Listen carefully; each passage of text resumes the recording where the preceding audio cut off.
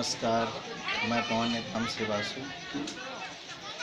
आज हमारे देश के सबसे बड़ा राष्ट्रीय पर्व स्वतंत्रता दिवस एवं हमारे देश के सबसे बड़ा पवित्र त्यौहार भाई बहन के प्रेम का त्यौहार रक्षाबंधन की आप सभी को मोक्ष कंप्यूटर चॉइस सेंटर की ओर से कोटि सा बधाइयाँ एवं पवन नेताम की ओर से कोटि सा बधाइयाँ। चंद पंक्ति माँ भारती के लिए रखता हूँ।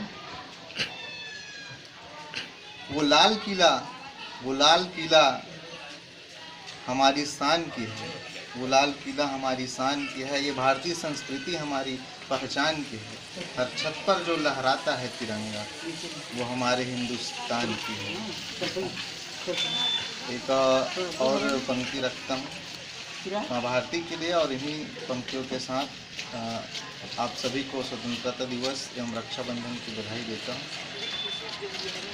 कि तेरी रक्षा के लिए सीने में फौलाद दबा के रखा हूँ, तेरी रक्षा के लिए सीने में फौलाद दबा के रखा हूँ। आँच ना आने दूंगा मारे सैलाब दबा के रखा हूँ। और जिस दिन हो जाऊंगा मैं सरहद की मिट्टी में ढेर, जिस दिन हो जाऊंगा मैं सरहद की मिट्टी में ढेर, उस दिन तेरे हिस्से में एक औलाद बचा के रखा हूँ।